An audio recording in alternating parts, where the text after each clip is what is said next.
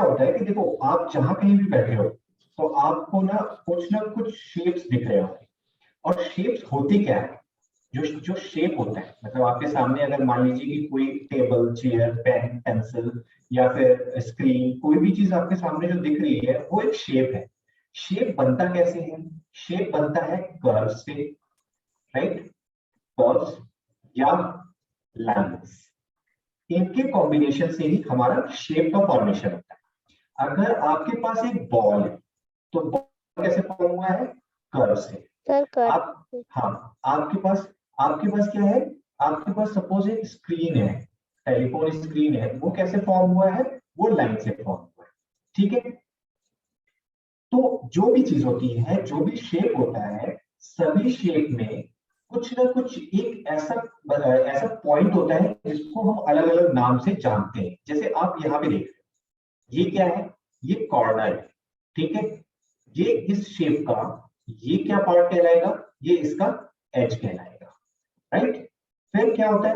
कुछ होते हैं प्लेन, जैसे आपके सामने एक पेज पड़ा होगा, राइट? उस पेज को आप देखोगे तो कैसा है वो कैसा शेप है? वो प्लेन शेप है, राइट?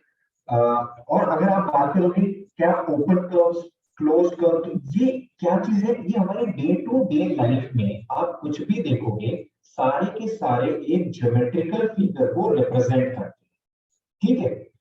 और हम इसको कैसे, आपको कोई भी चीज आप देखते हो उसको एनालाइज करो, उसको एनालाइज करोगे तो वो सिर्फ और सिर्फ कर्व्स और लाइन से मिलकर बना हुआ होगा, राइट? अब हम क्या करते हैं कि अगर जैसे यहाँ पे अब आपने देखा ये एक सर्कल या स्फेरिकल जैसा भी है, एक कर्व से बना हुआ है, ये एक कैसा है? ये रेक्टेंगल से बना हुआ है, करेक्ट? तो होता क्या है कि इसको बनाने के लिए, यानी कोई भी शेप को फॉर्म करने के लिए जो हमारे पास कुछ टूल्स होते हैं उसका हम यूज करते हैं। किसका? जैसे लाइन सेगमेंट्स, ठीक है? लाइन सेगमेंट्स, एंगल्स, ठीक है, ट्रायंगल्स, ये कुछ ऐसे टूल्स हैं जिनका आप देखोगे तो शेप में कहीं ना कहीं फॉर्म कर रहे हो, राइट? पॉलीगन, पॉलीगन मतलब आपको पता है क्या होता है? Yes sir. राइट, पॉलीगन मतलब होता है जिसके मोर देन 3 हाँ 3 साइड्स होते हैं, उसको पॉलीगन कहते हैं, ठीक है? अब जब आपके पास ये कुछ शेप्स आ गए जो टूल्स के रहा है मैंने, एक तो आया line segment, angles, triangles, polygons, circles, इन सभी को मिला करके एक शेप का फॉर्मेशन होता है, या कुछ को मिला करके एक शेप का फॉर्मेशन होता है। ये सारी चीजें हमारे पास एक ज्योमेट्रिकल रिप्रेजेंटेशन है, ठीक है? अब जो शेप आपके सामने है, अगर आप एक चीज देखोगे, अगर आपके पास एक पेन पड़ा है, आपके पास एक पेन है, उसकी साइज कुछ डिफरेंट होगी। आपकी सिस्टर के पास एक पेंसिल है, उसकी एक साइज डिफरेंट होगी। तो यहाँ पे क्या है? ये दोनों ही ज्योमेट्रिकल फेस है, ज्योमेट्रिकल शेप है, इनकी साइज जो है वो डिफरेंट है, ठीक है? अब जो है हम क्या करते हैं, हम इनके ये जो शेप्स हैं इनके साइज को मेजर करने के डिफरेंट डिफरेंट टूल्स को डिस्कस करेंगे, राइट? कि किस किस टूल से हम इनको मेजर कर सकते हैं।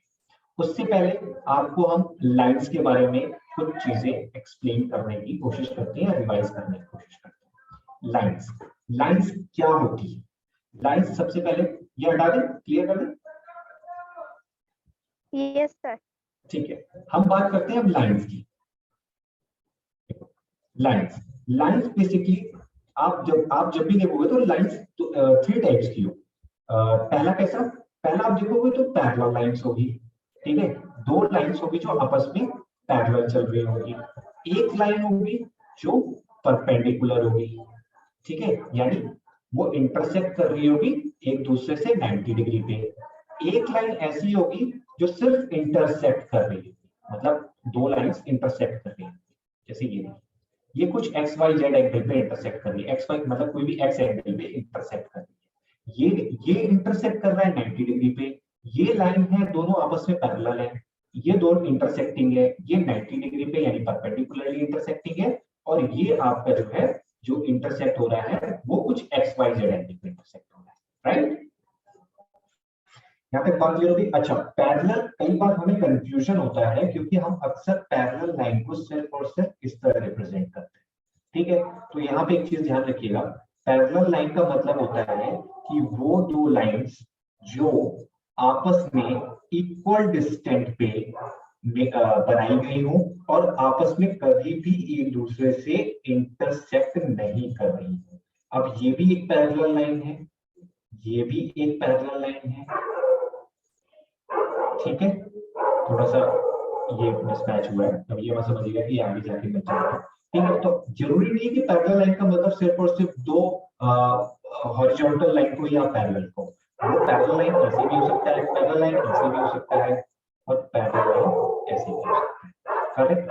तो पैरेलल लाइन में क्या होता है कि दो लाइंस के बीच की जो डिस्टेंस होती है, ये जो दो लाइंस के बीच की जो डिस्टेंस होती है वो हमेशा कैसी होती है, इक्वल होती है, मतलब सेम रहती है, वो कभी भी एक दूसरे से इंटरसेक्ट नहीं करती। अब आती है परपेंडिकुलर की बात। जब हम परपेंडिकुलर की बात करते हैं, राइट, परपेंडिकुलर की बात करते हैं तो हम क्या करते हैं, दो लाइन को इंटरसेक्ट करते हैं 90 डिग्री पे। हम जनरली इस शेप को ही ध्यान रखते हैं, लेकिन कई बार कुछ एग्जाम्स में कुछ क्वेश्चंस ऐसे भी आते हैं, या आगे जाके आप इस पे भी डिस्कस करोगे कि ये भी एक लाइन है जो एक दूसरे से परपेंडिकुलर है।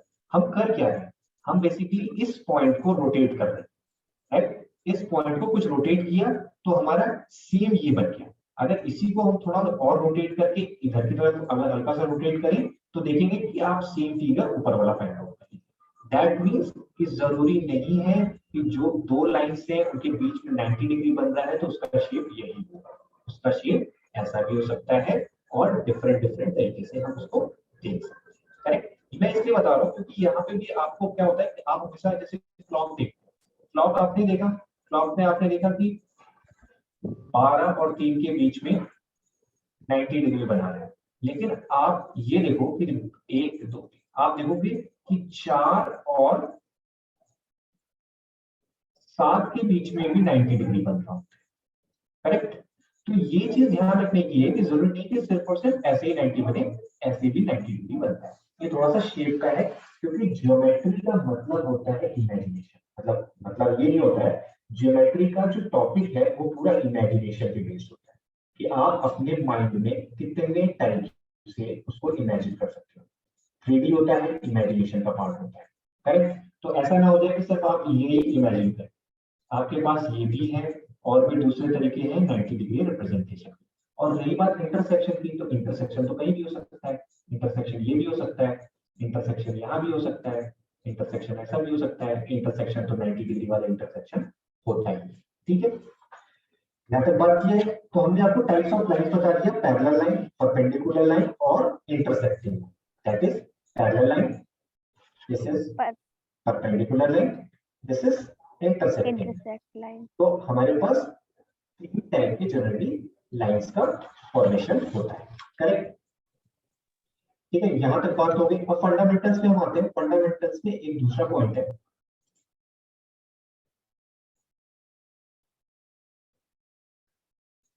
ठीक है। फंडामेंटल्स में अब हम आते हैं पॉइंट्स पे। देखो आपने देखा लाइन, आपको ये सर्कल दिख रहा है जो मेरा ये मूवमेंट कर्सर मूव कर रहा है? No sir. ये कर्सर मूव करता हुआ नहीं दिख रहा है, ये दिख रहा है? No sir. कैसे नहीं दिख रहा? अब दिख रहा है, ये देखा? तो ये जो कर्सर मूव कर रहा है वो क्या है, वो एक पॉइंट है, ठीक है। अब आप कहोगे लाइन, लाइन होता क्या है? Line is basically combination of infinite line, infinite points, right. Infinite points का कॉम्बिनेशन क्या कहलाता है? लाइन। लाइन। अब आप कहोगे कैसे? अब आप यहाँ पे ध्यान दो, ये एक पॉइंट हो गया, ठीक है, एक पॉइंट यहाँ हो गया, यहाँ पे एक पॉइंट हो गया, यहाँ हो गया, यहाँ, ये देखिए, ये सारे कैसे हैं? पॉइंट्स हैं। अब हम क्या करते हैं कि ये जो डिस्टेंस है इसका, इसको कम कर देते हैं। अब देखिए, देख रहे हैं, ये सारे क्या है? ये सारे पॉइंट्स ही हैं, लेकिन जब हम इसको बहुत क्लोज लेके आते हैं तो क्या बन जाता है? ये एक कंप्लीट लाइन जैसा दिख रहा है। Yes sir. ठीक है, इसका ये मतलब हुआ कि अगर हम इस पॉइंट ए को देखें, ये ए एज्यूम कर लेते हैं और ये बी एज्यूम कर लेते हैं, तो इसका मतलब ये हुआ कि इस ए पॉइंट में यहां से कोई एक स्टार्ट हुआ होगा पॉइंट, यहां से कोई एक पॉइंट स्टार्ट हुआ होगा और एक यहां पे पॉइंट आके एंड हो गया होगा, राइट। तो अब बात आती है, देखिए तीन तीन चीज हम लिखेंगे। सबसे पहले लिखेंगे क्या, पॉइंट, फिर देखेंगे लाइन, फिर देखेंगे लाइन सेगमेंट, लाइन सेगमेंट, फिर देखेंगे रे। ठीक है, ये कुछ फंडामेंटल्स पॉइंट है जिनको मैं आपको एक्सप्लेन कर रहा हूं। आप इसको देखिए कैसे। पॉइंट आपको दिखा दिया, पॉइंट क्या होता है, एक डॉट, एक बिंदी, इसको पॉइंट बोलते हैं। Let's suppose this is denoted by m. तो पॉइंट क्या हुआ, पॉइंट है क्या, it is an exact position on a plane surface. ये आपका क्या है, ये बोर्ड कैसा है, ये प्लेन है। इस प्लेन सरफेस में कोई एक एग्जैक्ट पोजीशन को पॉइंट कहते हैं। ठीक है, अगर आप देखोगे, आप गूगल मैप को ओपन करो, गूगल मैप को जब आप ओपन करोगे, आप अपने घर का एड्रेस डालो या फिर अपने बगल में किसी क्लोजेस्ट मैकडी का एड्रेस डालो, तो उस मैकडी को जब एड्रेस डालोगे तो वहां पे एक ऐसा बलून सा बन के आ जाता है। ठीक है, वो इंडिकेट करता है उस एक पर्टिकुलर पॉइंट को। यानी क्या हुआ कि उस गूगल मैप में जो वो मैपी है, उस प्लेन पे वो एक एग्जैक्ट पोजीशन को दिखा रहा है। तो क्या हो गया, पॉइंट क्या होता है, point is an exact position on a plane surface, right. पहला पॉइंट ये हो गया। सेकंड पॉइंट क्या हो गया, आप लोग कोई नोट मत करना क्योंकि ये नोट करने के लिए नहीं है। Everything what ever I am telling you, I am teaching you, I am explaining you is available in NCERT। हम इसके बाहर जाते ही नहीं है और इसके बाहर जाने के लिए रिकमेंड नहीं करते। आपके सब कुछ मटेरियल वहीं पे है, just I am explaining the words given in the NCERT in a different manner so that you can understand, you can visualize, you can overcome your fear of mathematics, right? Don't रट्टा, मतलब रट्टाफिकेशन वाला काम है ना, वो वाला काम आप मत करना मैथमेटिक्स में, जस्ट अंडरस्टैंड। तो पॉइंट क्या हो गया, पॉइंट क्या हो गया, point is an exact position on a plane surface. या फिर पॉइंट क्या है, इसका कोई शेप है क्या, इसका कोई साइज है क्या, नहीं। पॉइंट का ना तो कोई शेप होता है ना कोई साइज होता है, सिर्फ और सिर्फ क्या होता है, जस्ट पोजीशन। इसकी एक अपनी पोजीशन होती है। जैसे ये एक पॉइंट है, इसका ना तो शेप है ना ही साइज है, ये क्या है, ये एक पोजीशन है, करेक्ट। तो यहां से आपको पॉइंट क्लियर हुआ। अब बारी आती है लाइन की। अब लाइन क्या होता है, line is a set of point in a straight path that extends in opposite direction without ending।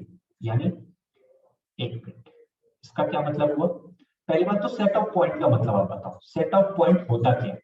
Set of point ये होता है, सेट मतलब क्या होता है, सेट मतलब होता है ग्रुप। आप सेट को क्या कह सकते हो, ग्रुप। तो क्या हो गया, set of point that is group of points. आप यहाँ पे देखो, ये सारी चीजें क्या है, एक पॉइंट्स का ग्रुप है। ये सारे के सारे जब आपस में क्या होते हैं, एक दूसरे से जुड़ते हैं, एक दूसरे से अटैच होते हैं, तो क्या फॉर्म होता है, लाइन का फॉर्मेशन, लाइन।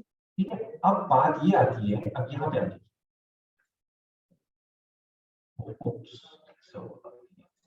हाँ ठीक है। अब आप क्या देखोगे कि ये तो समझ में आ गया आपको कि लाइन कैसे फॉर्म हो रहा है। किसी भी चीज का ओरिजिन क्या है, एक पॉइंट। ठीक है, किसी भी चीज का ओरिजिन एक पॉइंट से शुरू होता है, उसके बाद वो पॉइंट आपस में मिलकर के एक बड़े से बड़ा शेप का भी फॉर्मेशन कर सकता है, पहाड़ से लेकर के बड़ी से बड़ी चीजों का। ठीक है, तो लाइन क्या हो गया, line is a set of points, right. अब ए, ये है बी, राइट। तो क्या है, set of points in a straight path. अब ये याद रहे, ये भी एक बहुत इंपॉर्टेंट कॉन्सेप्ट आया कि स्ट्रेट पाथ में वो सेट ऑफ पॉइंट्स होना चाहिए, तभी वो लाइन का फॉर्मेशन होगा। अगर आपने ये लिया, फिर आपने ये लिया, ये देखिए ये लाइन फॉर्म कर रहा है क्या? No sir. करेगा?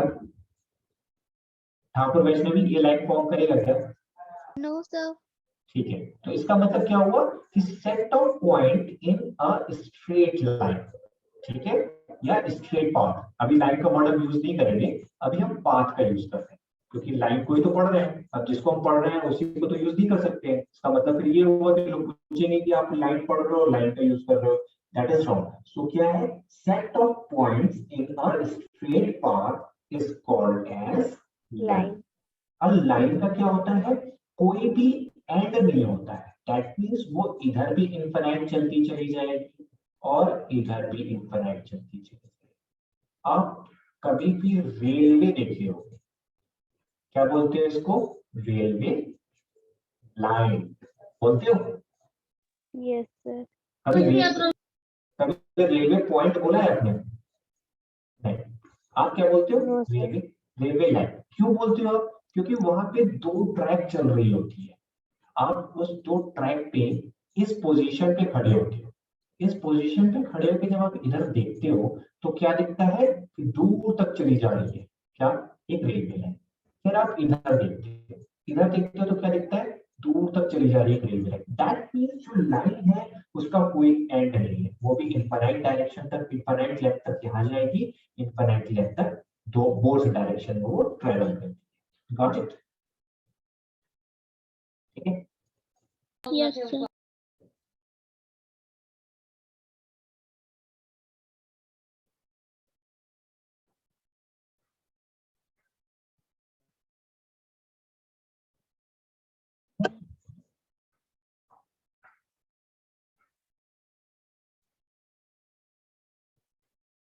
अब बारी आती है इसकी लाइन सेगमेंट की। हम बात करते हैं लाइन सेगमेंट की। तो पहले लाइन क्लियर होगी। अब लाइन सेगमेंट क्या होता है? It is a part of line. आगे सबसे पहले किसकी, ये क्या लाइन सेगमेंट क्या है? Line segment is a part of line, ठीक है, that has one and point and x tends in one direction without ending.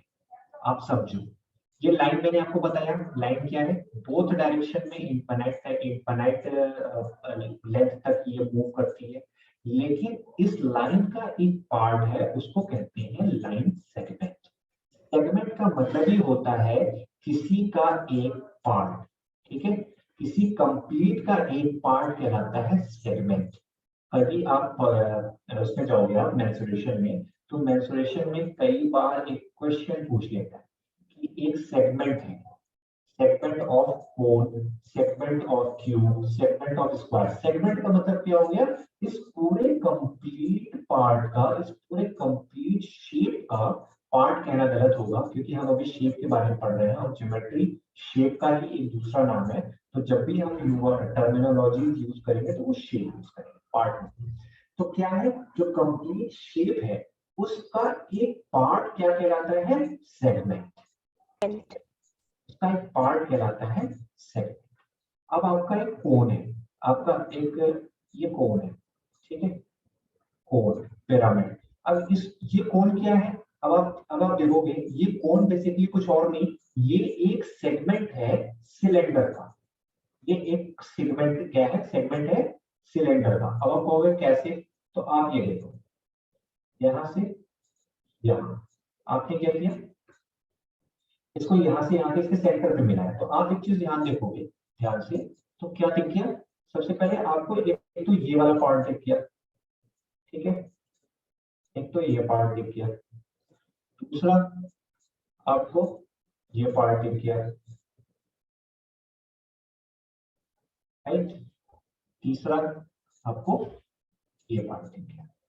तो अब आप ध्यान से देखो तो कुछ ऐसा नहीं लग रहा है कि ये उल्टा हुआ, उल्टा कोण है, लग रहा है ये वाला पार्ट यहां से लेकर के यहां तक ये कुछ एक कोण दिख रहा है। फिर ये रेड वाला एक कोण दिख रहा है आपको, ऐसा कुछ ऐसा करता हुआ, ऐसा, यस सर। ठीक है। ग्रीन वाला आपको एक कोण दिख रहा है, ऐसा कुछ यहाँ से लेके ऐसा, ये कोण दिख रहा है, और ये एक उल्टा ऑपोजिट कोण दिख रहा है। तो क्या चीज है कोण? बेसिकली क्या है? It is a segment of shape cylindrical shape, cylinder का ही ये क्या है, एक सेगमेंट है। तो सेगमेंट क्या हुआ, किसी भी शेप का एक पार्ट, छोटा पार्ट या थोड़ा बड़ा पार्ट, लेकिन क्या उस कंप्लीट का ही एक पार्ट कहलाता है सेगमेंट, राइट। तो क्या है लाइन, लाइन तो पूरा कंप्लीट है, उसका ही एक पार्ट कहलाता है लाइन सेगमेंट। अब लाइन सेगमेंट में क्या होता है कि अगर जैसे मान लीजिए कि हमने ये लाइन है, इस लाइन में से हमने एक पार्ट को लिया, तो हम किसी पार्ट को जब लेते हैं तो किसी पॉइंट से लेंगे ना, मतलब किसी एक स्पेसिफिक जगह से लेंगे। अगर कोई स्पेसिफिक जगह से नहीं लोगे तो फिर कैसे फाइंड आउट करोगे। जैसे हमें यहाँ से हमने उठाया, इस पूरे पार्ट को हमने उठा करके यहाँ पे किया, तो ये क्या हुआ, आपने यहाँ पे एक ब्रेक किया ना, इस पॉइंट को देखिए, आपने क्या किया, एक ब्रेक किया। तो ये जब आप ब्रेक करते हो तो देखो ये तो सेम ऐसे ही है, इसको तो हमने कोई टच नहीं किया, इसको तो बस हमने इतने पार्ट को उठाया और काट करके हमने इस यहाँ पे रख दिया, तो हमने क्या किया, सेगमेंट बना। ठीक है, केक खाते हो आप लोग, नहीं खाते हो, ये केक है, ठीक है। इस केक को जब आप कट करते हो तो एक पेस्ट्री बनता है, ठीक है। ये जो पेस्ट्री बनता है वो क्या है, तो पेस्ट्री बेसिकली इस केक का ही एक सेगमेंट है, ठीक है, यानी उसी का एक पार्ट है। इसी तरह आपने लाइन सेगमेंट में क्या किया, इसको कट किया, कट करके यहाँ पे रखा। अब लाइन सेगमेंट में क्या आप ध्यान से देखोगे तो क्या है कि यहाँ पे एक पॉइंट होता है, उस पॉइंट से एक रेट मतलब एक लाइन चलती है जो इनफाइनाइट डायरेक्शन तक, इनफाइनाइट लेंथ तक जाती है, ठीक है, वो कहलाता है segment, line segment, correct. Sir वो सेगमेंट कहलाता है। हाँ, ये एक मिनट, ये रे है, ये रे है, ये रे है जो अभी आपने बोला ना, आपकी बात को मैं यहाँ पे मैं अपनी बात को रेक्टिफाई करूंगा। ये एक सेगमेंट का मतलब बताया ना, जैसे कि मैं बताना कुछ चाह रहा था, वहां पे थोड़ा स्लिप कर गया कि ये जैसे आपने क्या किया, इस पूरे पार्ट का एक छोटा सा पार्ट निकाला तो वो पेस्ट्री कहलाया। तो आपने इस पूरे कंप्लीट लाइन का अगर एक छोटा सा पार्ट निकाल के अलग कर दिया तो वो क्या कहलाएगा, सेगमेंट। सेगमेंट, हाँ, segment. Exactly. Thank you for correcting my explanation. वो बोलते बोलते मैं रे पे चला गया था, बेसिकली मैं रे के सामने, तो वो फिर वो रे पे ही आ गया मेरा। तो ठीक है, सेगमेंट क्या हो गया, सेगमेंट आपको बताया कि किसी भी कंप्लीट का एक पार्ट, जैसे यहाँ पे आपको मैंने ये वाला पार्ट दिखाया, ये क्या है, ये एक सिलेंडर का पार्ट है कोन। इसी तरह एक पूरे के पूरे लाइन का पार्ट, छोटा पार्ट कहलाता है क्या, रे, आपका सेगमेंट। सेगमेंट ना, सेगमेंट, सेगमेंट, हाँ एग्जैक्टली। अरे एक बार मेरे से गलती हो गई हो उसको आप ध्यान मत रखना, ठीक है। तो फिर क्या हो गया, ये आपका क्या कहलाया, एक सेगमेंट। अब सेगमेंट जो होता है उसके दो फिक्स पॉइंट होते हैं। क्यों होते हैं, अब आप समझ में आ गया। आपने पहले तो रटा था, रटा क्या था, segment has two fix points, यहाँ से यहाँ पे ये सेगमेंट हो गया। लेकिन अब आप समझ रहे हो कि क्यों दो फिक्स पॉइंट होते हैं। आप पेस्ट्री खाओगे तो आपको अपने आप पता चल जाएगा कि हमें सिर्फ एक पार्ट ही है, किसका, कंप्लीट लाइन, कंप्लीट सर वो लाइन का। फिक्स्ड पार्ट होता है ना, ज्यादा बढ़ सकता है ना छोटा हाँ, वो हो सकता तो आप ये बताओ, आपने केक का एक पार्ट लिया, उसको पेस्ट्री बनाया, तो क्या पेस्ट्री बड़ी हो सकती है क्या, वो तो नो फिक्स है, सर। वो तो फिक्स है। अगर आपको पेस्ट्री बड़ी करनी है तो आपको फिर से उस केक से ही बड़ा पार्ट लेना होगा, तब वो बढ़ेगा। आपका सेगमेंट हमेशा फिक्स होता है, आपकी पेस्ट्री हमेशा फिक्स रहती है, ठीक है। तो आपने इस पूरे लाइन से क्या किया, एक पार्ट को निकाला, वो पार्ट आपका क्या कहलाया, सेगमेंट, सेगमेंट। ठीक है। अगर आपको छोटा चाहिए, छोटा सेगमेंट यहाँ से, ये भी एक पार्ट है, ये भी कहलाया सेगमेंट, करेक्ट। अब आता है वेट, जो मैं आपको बताना चाह रहा था पहले। वेट क्या होता है, एक फिक्स पॉइंट, एक फिक्स पॉइंट से इनफाइनाइट लाइन की तरफ जाने वाली, इनफाइनाइट लेंथ तक जाने वाली जो लाइन है उसको कहते हैं वेट। इसका एग्जांपल आपके सामने क्या है, टॉर्च। आप कभी भी अपने आप मोबाइल में टॉर्च होता है, उस टॉर्च को जब आप चलाओगे तो आप क्या दिखता है कि वो जो लाइन है, वो जो इसको बोलते हैं रे। तो ये क्या होती है, ये जो रोशनी होती है, ये आपकी एक फिक्स पॉइंट से इनफाइनाइट पॉइंट तक जा रही है, ठीक सर सन भी हो सकता है ना? एग्जैक्टली, सन भी है, क्योंकि सन यहाँ यानी कि एक ओरिजिनल पॉइंट से और एक ओरिजिन से अगर हमें इनफाइनाइट तक जाने वाली लाइन को हम कहते हैं रे। तो हमने क्या क्या पढ़ा? हमने पढ़ा पॉइंट, ठीक है, लाइन सेगमेंट, हमने पढ़ा पॉइंट, हमने पढ़ा Line- लाइन, हमने पढ़ा लाइन लाइन सेगमेंट, सेगमेंट, और फिर हमने रे पढ़ा रे। रे। ठीक है, अब यहाँ से आप समझ सर गए। हमने ये भी पढ़ा कि टाइप्स ऑफ लाइन, जैसे कि पैरेलल लाइन, परपेंडिकुलर लाइन और इंटरसेक्ट लाइन। एग्जैक्टली, हाँ, थैंक यू। तो आप क्या किए अभी अभी आपने फिर पॉइंट को देखा कि कैसे एक पॉइंट से लाइन बनता है, कैसे एक लाइन से लाइन सेगमेंट बनता है, और कैसे एक लाइन से ही रे का फॉर्मेशन होता है। ठीक है, यहाँ तक क्लियर है? Yes sir. Yes. सर। तो अब जो बात आती है कि अब हम कोई भी चीज क्या करेंगे, मेजर करेंगे। अगर मान लीजिए आपको बोला गया कि इसमें से एक लाइन, इस लाइन में से एक सेगमेंट को आपको निकालना है, तो आप कैसे निकालोगे? हमने बोला 3 सेंटीमीटर के एक सेगमेंट को निकालना है, आप कैसे निकालोगे? फिर यह हमने बोल दिया 3.5 सेंटीमीटर के सेगमेंट को निकालना है, तो आप कैसे निकालोगे? 3.5 सेंटीमीटर होता क्या है? ठीक है, 3.5 सेंटीमीटर होता क्या है? क्या ये 3 सेंटीमीटर या 5 क्या है, पॉइंट क्या है? तो ये सारी चीजें आपको मेजरिंग टूल से समझ में आएगी। ठीक है, तो अब हम बात करते हैं, ठीक है, अब हम किसकी बात करते हैं? अब हम बात करते हैं मेथड। एक होता है मेथड। सबसे पहले मेथड क्या होता है, किस किस मेथड से हम लोग जो है क्या कर सकते हैं, मेजर कर सकते हैं इसको, लाइन सेगमेंट को। अब हम लाइन सेगमेंट को मेजर कर रहे हैं। याद रखिएगा, कोई भी जो मेजरमेंट होता है हमेशा लाइन सेगमेंट का ही होता है। इस बात को क्यों आप ध्यान रखोगे? कभी भी लाइन का मेजरमेंट हो सकता है क्या? ये तो इनफाइनाइट डायरेक्शन में जा रही है। अगर आप यहां से लोगे, यहां से मेजर करना शुरू करोगे इतने इतने पॉइंट पे, तो आप तो सेगमेंट को ही मेजर कर रहे हो ना। आप कभी भी लाइन को या रे को मेजर नहीं कर सकते हो। हमेशा मेजरमेंट किसका होता है? लाइन सेगमेंट का होता है। ठीक है, लाइन सेगमेंट का होता है। जो भी मेजरमेंट होता है लाइन सेगमेंट का होता है। Got it? अब हम बात करते हैं इसकी। अब जैसे मान लीजिए कि ट्रायंगल बात करते हैं। अब जैसे एक लाइन सेगमेंट है, ठीक है, हम जो पढ़ने वाले हैं वो क्या पढ़ने वाले हैं कि कौन कौन से मेथड है जिससे कि हम क्या कर सकते हैं, मेजर कर सकते हैं, जिससे हम मेजर कर सकते हैं लाइन सेगमेंट को। करेक्ट? तो अब बात आती है कि आप, ये तो एक लाइन सेगमेंट है। अब मान लीजिए कि आपने 3 लाइन सेगमेंट लिया, तो क्या फॉर्म हो गया?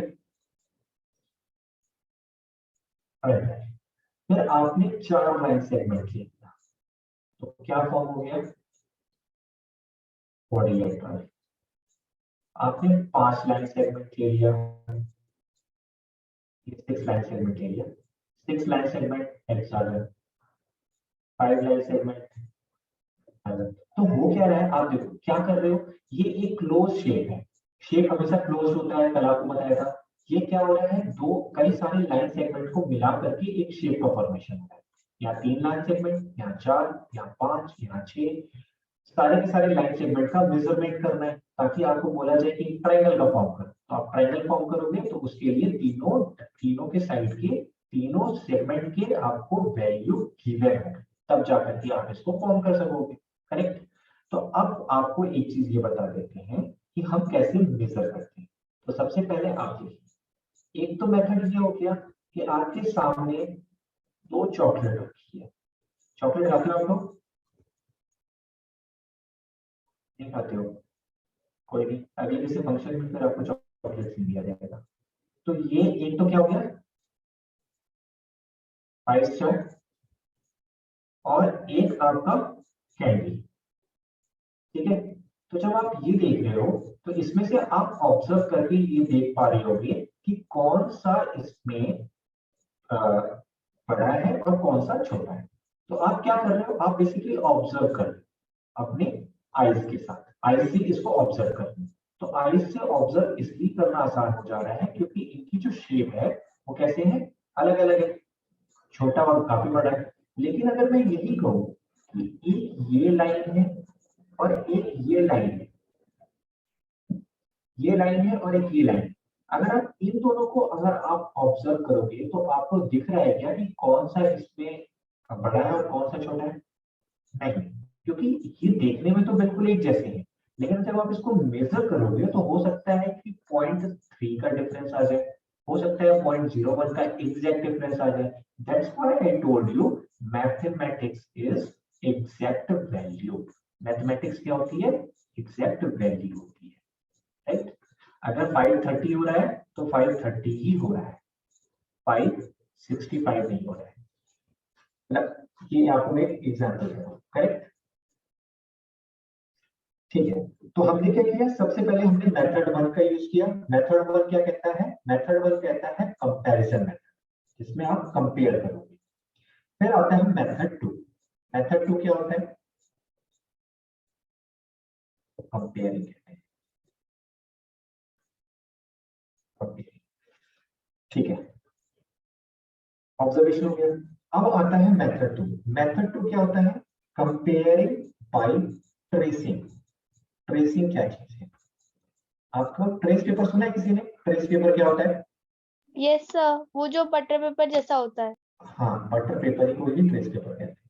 तो ये ट्रेस पेपर क्या हुआ कि अगर मान लीजिए कि हमें इस लाइन सेगमेंट को, कभी भी आप याद रखना, कभी भी मेजरमेंट लाइन नहीं होती है, लाइन सेगमेंट होता है। अब आप जो भी बात करोगे तो as a educated person, maths educated person की तरह बात करोगे, क्योंकि अब आपको टर्म्स पता है। आप मैथ्स इलिटरेट की तरह बात नहीं करोगे। अब आप कहोगे कि we are going to measure a line segment, not line, right? तो क्या हो गया, देखिए ये आप क्या कर रहे हो, ये सबसे पहले एक लाइन दी हुई है, इस लाइन को आप मेजर करने वाले हो। तो लाइन को कैसे मेजर करोगे आप? सबसे पहले बटर पेपर लिया, बटर पेपर इसके ऊपर आपने रख दिया। बटर पेपर इसके ऊपर रखने के बाद आपने ये वाले पोर्शन को यहां से पॉइंट लिया और यहां तक ले जाकर के इसको एंड किया। लेकिन जब आप ये प्रोसेस कर रहे हो तो हर एक स्टूडेंट का अलग अलग तरीका हो सकता है। हो सकता है कि आदित्य यहाँ से शुरू करे और यहाँ तक ले जाते उसका मन करे कि ये अब नहीं करना मुझे, तो ये जो ट्रेस किया उसने, वो तो लाइन छोटी हो गई। ठीक है, अब मान लो कि वैष्णवी ने इसको ट्रेस करना शुरू किया, तो वैष्णवी ने क्या किया, इसको ये यहाँ से ट्रेस करना शुरू किया इस पॉइंट से। इस पॉइंट से इसने ट्रेस करना शुरू किया, आगे बढ़ते गए बढ़ते गए बढ़ते गए। अब उसने ध्यान नहीं दिया, वो कहीं और पे देख रही थी शायद, उसका पेस्ट्री में ध्यान था, तो वो क्या चला गया, उसका पॉइंट यहाँ तक आ गया, पड़ गया। तो हो क्या रहा है, ट्रेसिंग एक एक्यूरेसी में, ट्रेसिंग में प्रॉब्लम है। आप पर्सन टू पर्सन ये वैरी कर सकता है। हो सकता है किसी की पेन खराब हो सकता है कि किसी की पेंसिल जो है कुछ ज्यादा ही पॉइंटेड हो। तो these are the few things जिसकी वजह से आपका जो कंपैरिजन मेथड है बाय ट्रेसिंग, वो भी काफी कम्बरसम है और एक्यूरेट वैल्यू नहीं देता है। तो बात फिर आती है कि फिर ऐसा क्या चीज है जिससे हमें एक्यूरेट मेजरमेंट मिल जाए। फिर क्या हो कि अगर हम कल को एक हम बिल्डिंग को या एक ब्रिज को अगर हम फॉर्म करें, तो वो ब्रिज टूट करके नीचे ना आए, ताकि वहां पे होने वाले 0.0001 की भी मिस्टेक ना हो। उसके लिए हम क्या यूज करेंगे? तो क्या यूज करेंगे श्रेया?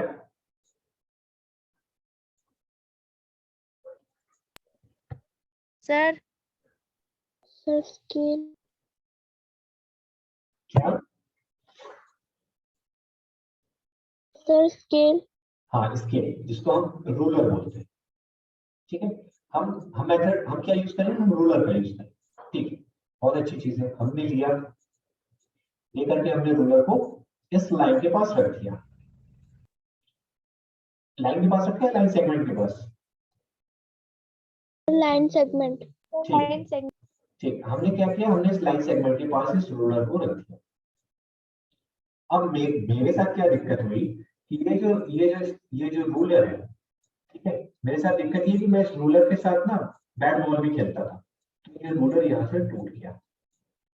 अब ये रूलर यहाँ से टूटा हुआ है, अब मुझे एग्जाम में इसको मेजर करना है। तो अब कहाँ से मेजर करेंगे? तो अब हम, हाँ, 1 से मेजर कर लेंगे, एग्जैक्टली।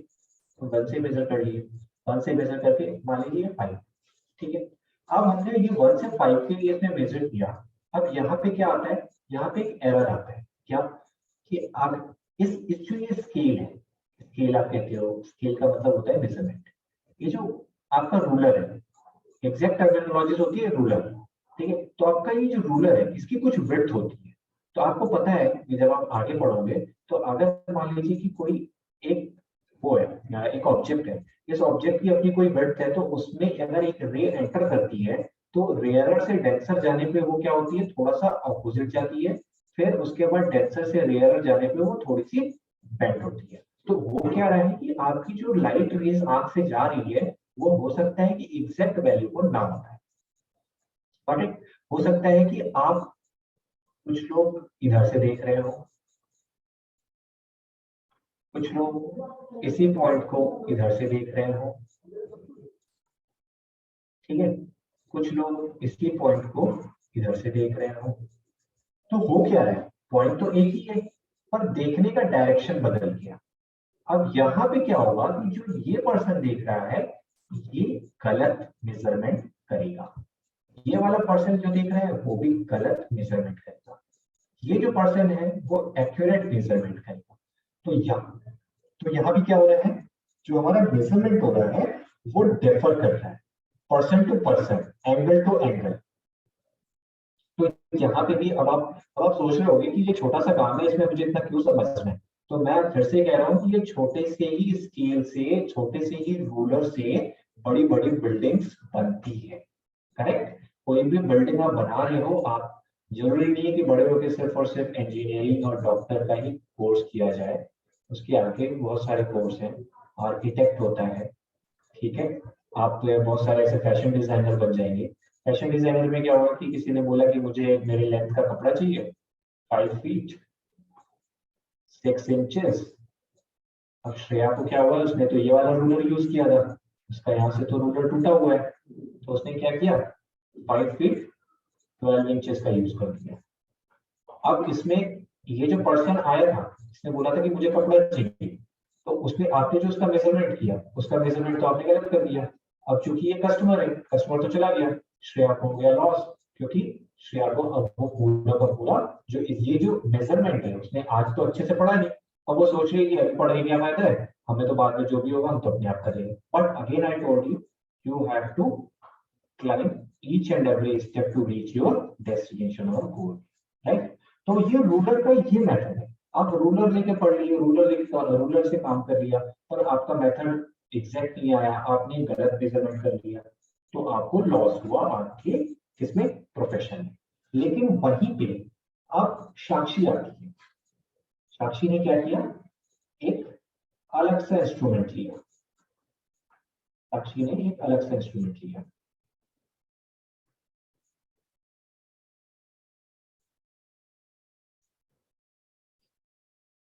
इस इंस्ट्रूमेंट को क्या कहते हैं, कोई बताएगा?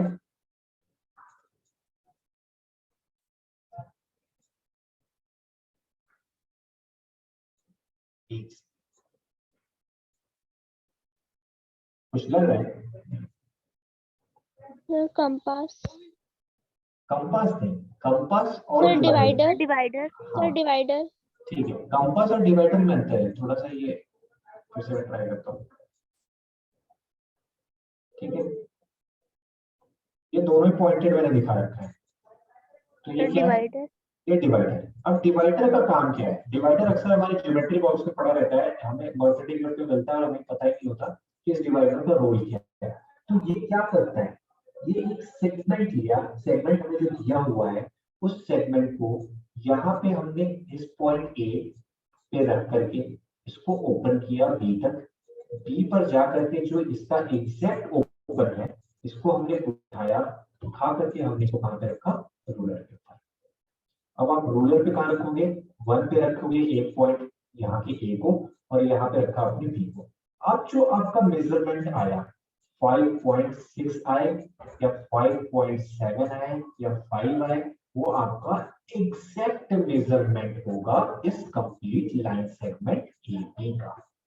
आगे बात समझ में? तो हम क्या कर रहे हैं, हमने सबसे पहले जो देखा कि क्या हो क्या रहा है, हमें मेजरमेंट करना है, किसका मेजरमेंट करना है, लाइन सेगमेंट का measurement करना है।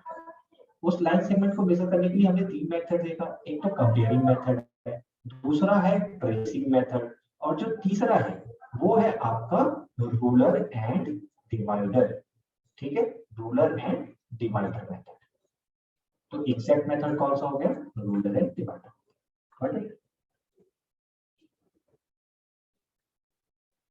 आपने अपने अपने स्केल्स को देखे होंगे ना, सभी ने अपने अपने रूलर्स देखे होंगे। रूलर्स में आपको, हाँ आपने देखना है, एक बार फिर से देख लेना, जो होता क्या है 1 2 3 ये करते हुए टोटल कितने होते हैं, 15 तक होते हैं, और 15 होते हैं। तो ये जो नंबर है, ये जो बड़ा वाला नंबर है, वो क्या रिप्रेजेंट कर रहा होता है, ये बड़ा वाला नंबर रिप्रेजेंट कर रहा होता है सेंटीमीटर को। इसी तरह आपके पास अलग अलग टेप होते हैं, कुछ टेप फीट को रिप्रेजेंट कर रहे होते हैं।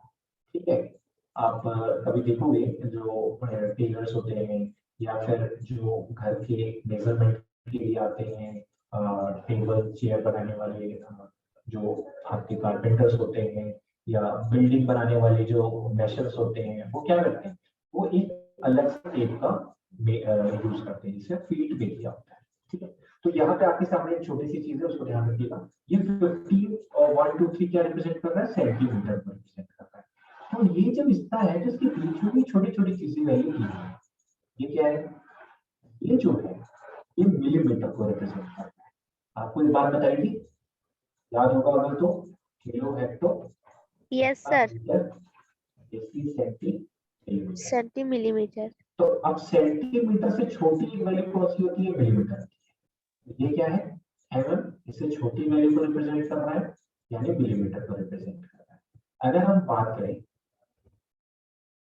0.1 सेंटीमीटर, तो 0.1 सेंटीमीटर को अगर फ्रैक्शन में लिखें, 0.1 सेंटीमीटर को अगर फ्रैक्शन में लिखें तो 1/100 हो जाएगा, है ना, 1/100 centimetre. No sir, no sir, sir 1/10, 1/10। ठीक है, इसका मतलब आपको ये कॉन्सेप्ट क्लियर है। ठीक है, 1/10 क्या हो जाएगा, 1/10 सेंटीमीटर। तो यानी ये क्या कहना है, ये क्या है, 1 mm, 1 mm इज 0.1 सेंटीमीटर। कैसे, आप देखोगे, हमने आपसे कहा था जब आप इधर मूव करते हैं तो जितने स्टेप मूव करेंगे उतने डिजिट पर पॉइंट लगा लेंगे, डेसिमल लगा देंगे, तो हम mm से कितने हो जाएगा, सेंटीमीटर, कितने पॉइंट, कितने कितने डिजिट पर पॉइंट लग जाएगा, 1 डिजिट पर, दैट मींस 1 के बाद यहाँ पे आपने पॉइंट लगा दिया। तो 1 mm क्या होता है, 0.1 सेंटीमीटर। आप 1 सेंटीमीटर की आप ऐसे लिखो, या फिर 1 mm को आप कैसे लिख सकते हो, 1/10 सेंटीमीटर लिख सकते हो। अब आप क्या करें, अब आप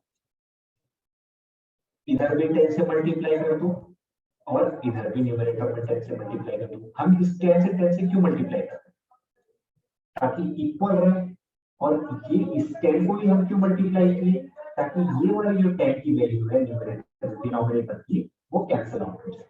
तो होगा क्या, ये हो जाएगा 1 into 10 millimetre is equal to 1 centimetre, that is 1 centimetre is equal to 10 millimetre. ये बात समझ में आ रही है आपको कि कैसे हम कन्वर्ट करते हैं, कैसे हम डेसिमल से इसमें एमएम से, डेसिमल में से इसमें कन्वर्ट कर सकते हैं, कैसे सेंटीमीटर को एमएम में कन्वर्ट कर सकते हैं। ठीक है, तो यहाँ पे आपको ये बात क्लियर हो गई कि 1 mm is equal to 0.1 centimetre. फिर अगर 1 mm 0.1 सेंटीमीटर है तो 2 mm कितना हो जाएगा, सर 0.2 mm,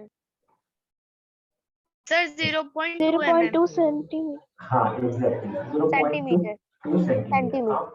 आप इसका ध्यान रखो क्योंकि ये यूनिट का बहुत बड़ा रोल है। Yes sir. अगर मैं ये बोलूं कि साक्षी, आपने बोला था ना मिलीमीटर, सर मैंने और वैष्णवी दोनों ने बोला था। हाँ तो ठीक है, साक्षी ने जो बोला, तो साक्षी अगर एक गर्ल है तो उसको याद रखना होगा ना कि वो गर्ल है। ठीक है, यस अगर सर। मान वहाँ आदित्य है तो आदित्य बॉय है, तो ये है क्या चीज, ये यूनिट है ना, जिससे हमें अपने आप को आइडेंटिफिकेशन मिलता है। That is why I am telling you always clear your measurement unit. ठीक है, तो आपको यहाँ से क्या पता चल गया, ये हो गया। अब 2 mm का मतलब क्या हो गया, 2 mm को हम सेंटीमीटर में बात करें तो 0.2 सर सेंटीमीटर। 2 सेंटीमीटर। अब हम बात करते हैं 2.3 mm की, 2.3 सेंटीमीटर की बात करते हैं, 2.3 सेंटीमीटर की बात करेंगे तो इसको क्या लिख सकते हैं, इसको लिख सकते हैं 2 सेंटीमीटर एंड का मतलब होता है प्लस 0.3 mm, ठीक है, मिलीमीटर। आप इसको जोड़ोगे तो जब इसको ऐड करोगे तो क्या आ जाएगा, 2 प्लस 0.3 एंड का मतलब मैंने आपको बताया था प्लस होता है 2.3 सेंटीमीटर हो गया। ठीक है, तो 2.3 सेंटीमीटर कैसे कैसे लिख सकते हैं, 2 सेंटीमीटर 2 एंड सेंटीमीटर एंड 0.3।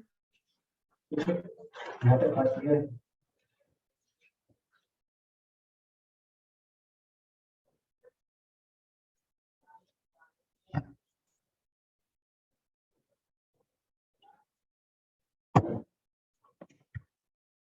ठीक है, अब हमारे पास दूसरा एक कह सकते हैं, अभी हमने लाइन पढ़ा, अब हम करते हैं एंगल। अब क्वेश्चन ये आता है कि एंगल हम क्यों पढ़ रहे हैं। अब तक हमें ये समझ में आया कि हम लाइन क्यों पढ़ रहे हैं, क्या काम है, क्या उसका यूज है। लाइन में पॉइंट होता है, पॉइंट से लाइन बनता है, लाइन से लाइन सेगमेंट निकलता है, लाइन से पॉइंट और लाइन से ही जो है रेज निकलता है। ठीक है, अब आती है बात एंगल्स की। तो जो एंगल्स की बात आती है, सबसे पहले एंगल्स में हम देखते हैं राइट एंगल, ठीक है, फिर हम देखते हैं स्ट्रेट एंगल। सर फिर right complete angle. Sir complete angle. Complete angle नहीं, अभी तो हमने सिर्फ एक ही दो ही को देखना है, अभी कंप्लीट तो आया नहीं है।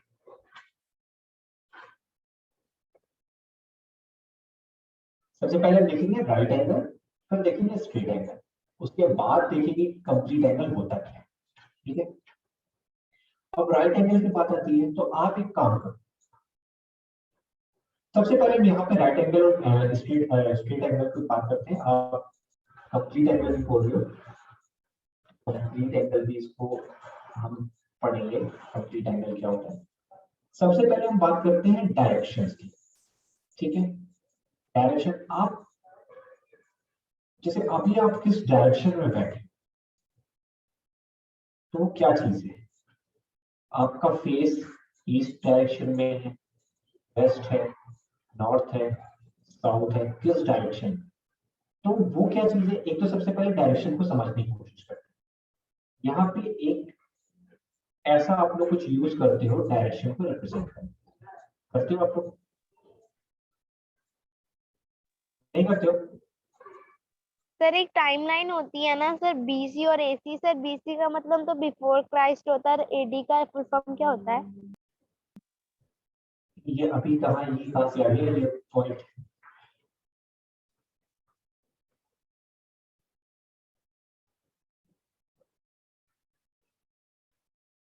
ये एसी क्या एडी होता है ना। यस सर, एडी की फुल फॉर्म क्या होती है टाइमलाइन में। आफ्टर कुछ दैट आफ्टर डेथ, डेथ नहीं कुछ दो, मतलब ये अपना एक बार गूगल पे सर्च करिएगा, ये बड़ा टिपिकल सा नाम है डी। ठीक है, ये असल में ग्रीक वर्ड है।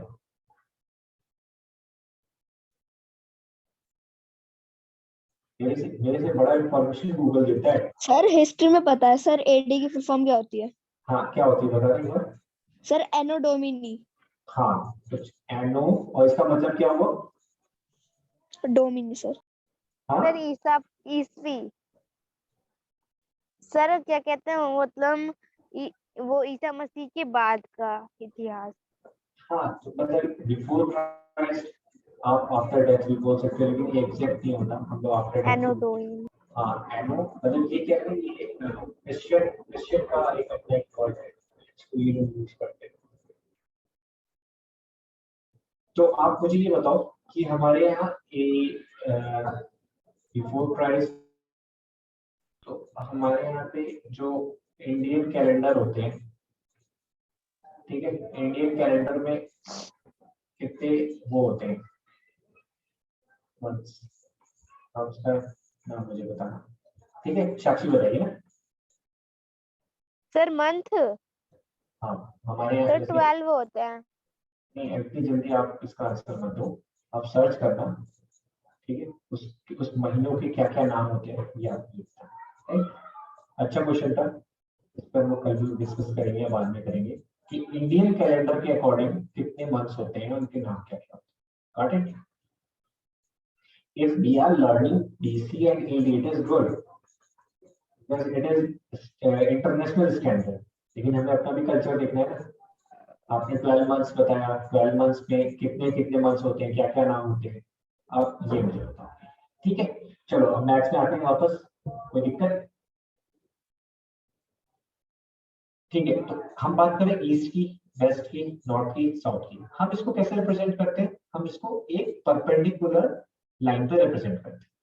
अब कई बार एक क्वेश्चन, कई बार एक दिमाग में कंफ्यूजन आता है, मतलब जिसका जो ध्यान से नहीं दिखता है, तो वो क्या करता है, यहाँ से नॉर्थ, साउथ, ईस्ट, वेस्ट। अब ये पॉइंट आता है कि हम ये एग्जैक्टली नॉर्थ रखे कहाँ। कई कई बार आप यहाँ भी नॉर्थ रख देंगे, यहाँ पे साउथ रख दो, लेकिन एक स्टैंडर्ड होता है, ठीक है। तो जो स्टैंडर्ड होता है, जैसे सन क्या करता है, हमेशा ईस्ट से राइज करता है। तो ऐसा तो है नहीं कि कोई कह देगा कि नहीं सन तो वेस्ट से भी राइज कर सकता है, नहीं। तो एक स्टैंडर्ड के अकॉर्डिंग जो नोशन होता है, नोटेशन होता है, वो होता है नॉर्थ हमेशा अपवर्ड होगा, उसके ऑपोजिट साउथ होगा, ईस्ट हमेशा आपके यानी कि राइट साइड में होगा, और ये हमेशा लेफ्ट साइड में होगा। या ये तो ऐसी चीज हो गई जिसको आप अभी ध्यान रख रहे हो लेकिन विजुअलाइज नहीं कर रहे हो। अब आपको एक चीज बताता हूँ जो हमेशा आपको ध्यान रखना। आप एन लिखते हो, एन लिखते वक्त ये ऊपर करते हो, देखो ये आपने एक एरो ऊपर किया, फिर आप ऐसे लिखिए एन को।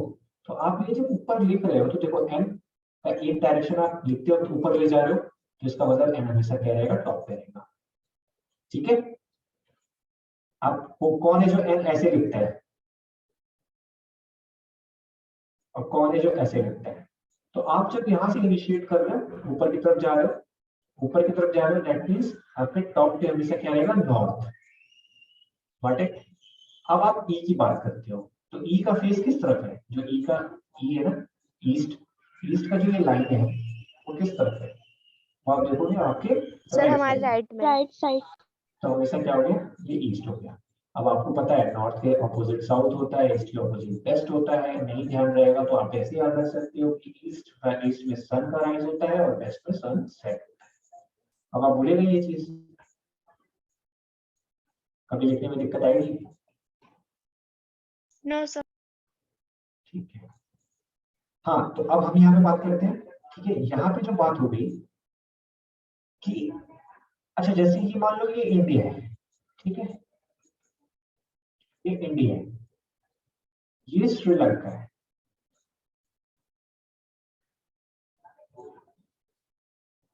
ये कैसे फर्क हो रहा है, ये इंडिया है, ये श्रीलंका है, ये चाइना है, राइट। तो आप मुझे एक बात बताओ कि ये इंडिया, श्रीलंका किस इंडिया से किस डायरेक्शन में है? Sir south. ठीक है, ये साउथ में है, और इंडिया से चाइना किस चाइना डायरेक्शन?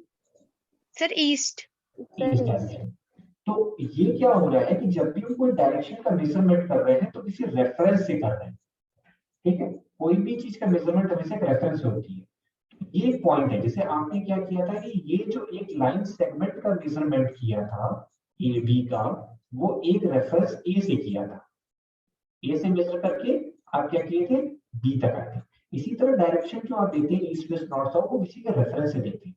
अगर इंडिया से श्रीलंका साउथ में है तो श्रीलंका से इंडिया किस डायरेक्शन में? Sir north. नॉर्थ में। तो हो क्या रहा है कि जब भी आप इस चीज का मेजरमेंट करते हो तो क्या करते हो आप एक फिक्स, जो एक होता है ना रेफरेंस पॉइंट बोलते हैं, रेफरेंस पॉइंट से ही किसी डायरेक्शन का किसी का डायरेक्शन बताया जाता है या किसी के डायरेक्शन को हम रिप्रेजेंट करते हैं। Got it? सर ठीक है। अब देखो एक और कॉन्सेप्ट आता है, एक कॉन्सेप्ट क्या आता है? क्लॉकवाइज। सर और एंटी क्लॉकवाइज। Anti clockwise.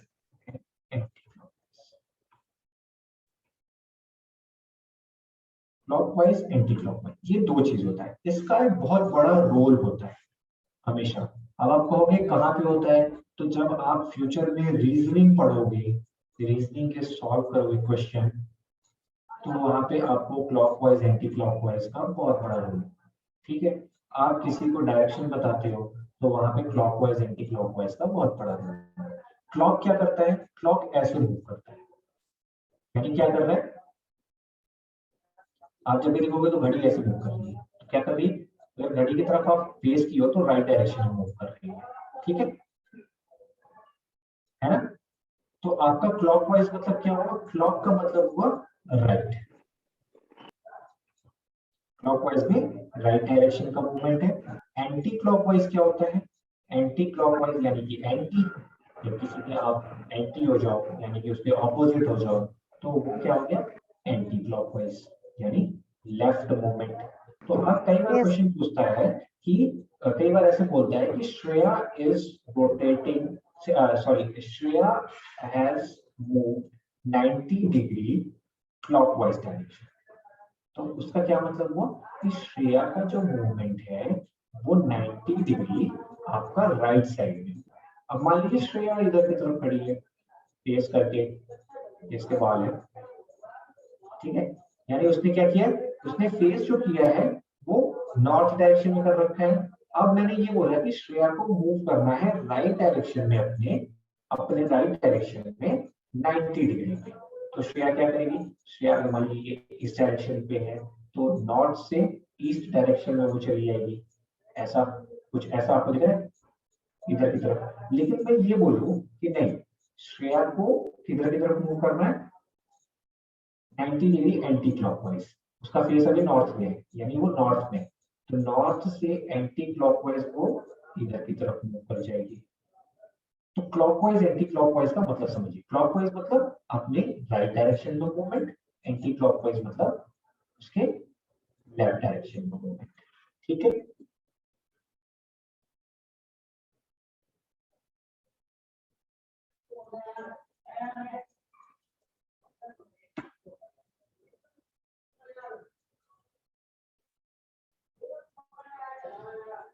ठीक है, यहाँ तक बात क्लियर हो गई? Yes sir. Yes sir. Yes. अरे कुछ ज्यादा ही क्लियर क्यों हो जा रहा है चीजें? बहुत जल्दी हो रही है। पूछूं क्या फिर कुछ क्वेश्चंस? हाँ यस। चलो कोई नहीं, अभी जब आएगा टाइम तो पूछेंगे।